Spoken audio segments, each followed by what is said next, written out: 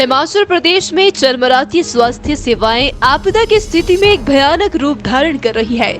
अस्पतालों में जहां मूलभूत सुविधाओं का अभाव है, वहीं अल्ट्रासाउंड से लेकर सीटी स्कैन, मलेरिया, डेंगू, आंखें के टेस्ट करने वाले उपकरण या तो खराब पड़े हैं या उन्हें चलाने वाला कोई नहीं। शुक्रवार को जारी बयान में भाजपा के प्रदेश प्रवक्ता विवेक शर्मा ने कहा कि नए चिकित्सकों व पैरामेडिकल स्टाफ की नियुक्तियों को लेकर सरकार के पास कोई ठोस नीति नहीं है। वार्ड की छतें टपक रही है, शौचालय के दरवाजे टूटे पड़े हैं, खिड़कियों के शीशे नहीं है। जनता को भ्रमित करके सत्ता का सुख पाने वाले प्रदेश सरकार के स्वास्थ्य मंत्री विरासत में मिली व्यवस्था को कोसकर अपनी जिम्मेदारी का निर्वाह कर रही है।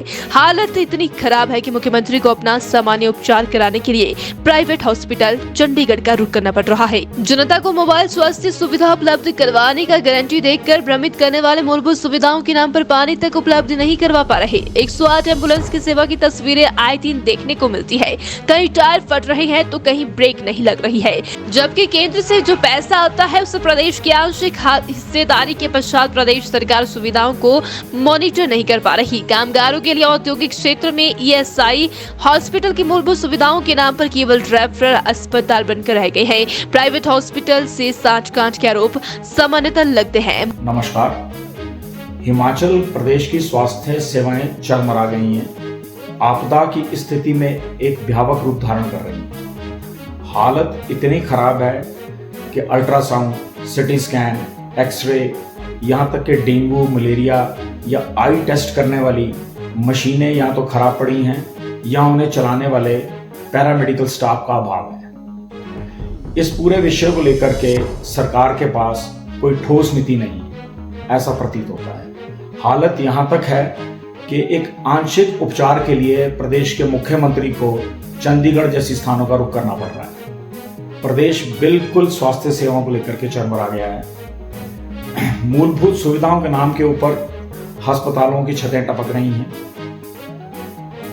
पानी तक उपलब्ध नहीं है, एक बेड के ऊपर 3-3 मरीज लेटे हुए हैं, कंबल, चादरें तक उपलब्ध नहीं है, यहाँ तक कि बेड को खड़ा रखने के लिए टांगों की जगह वहां पर ईंटों का उपयोग किया जा रहा है। अस्पतालों के शौचालयों के दरवाजे, खिड़कियां टूटे पड़े हैं, सीवरेज चोक हो चुकी है। बेहद भयावह स्थिति में से हमारे अस्पतालों की स्थिति जा रही है। झूठी गारंटियां देकर आई सरकार ने प्रदेश को जहां ये वादे किए थे कि हम आपको घर द्वार तक मोबाइल स्वास्थ्य सेवाएं उपलब्ध करेंगे, आज इतनी भयावह स्थिति है कि 108 एम्बुलेंस के टायर फट रहे हैं, कहीं ब्रेक ना लगने से एक्सीडेंट हो रहे हैं, जबकि केंद्र से बड़ी मात्रा में 108 एम्बुलेंस को चलाने के लिए एक बड़ा धन आता है।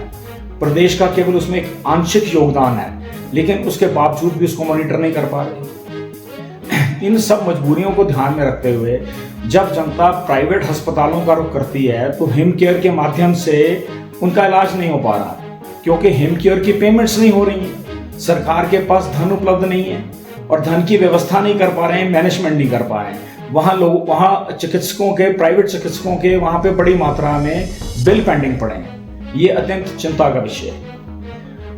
तीमारदारों के साथ तो जो व्यवहार हो रहा होगा वो एक अलग विषय है। यहाँ तक कि हमारे गर्भवती बेटियां और बहनें जो अस्पतालों में आ रही हैं, उनको बैठने के लिए उपयुक्त स्थान नहीं है। वो जमीन पर बैठ रही हैं अपनी बारी के इंतजार के लिए।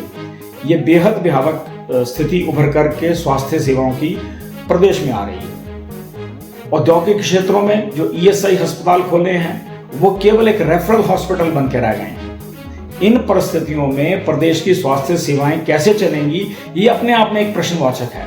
अस्पतालों में दी जाने वाली दवाइयों की गुणवत्ता भी सवालों के घेरे में है। यहाँ तक के कन्या विद्यालयों में जो आयरन की गोलियां भेजी जा रही हैं वो भी नियर एक्सपायरी हैं। यह अत्यंत चिंता का विषय है। अब इसके पश्चात भी अगर हम इसे व्यवस्था परिवर्तन या सुख की सरकार कहें तो यह अत्यंत दुर्भाग्यपूर्ण होगा। धन्यवाद।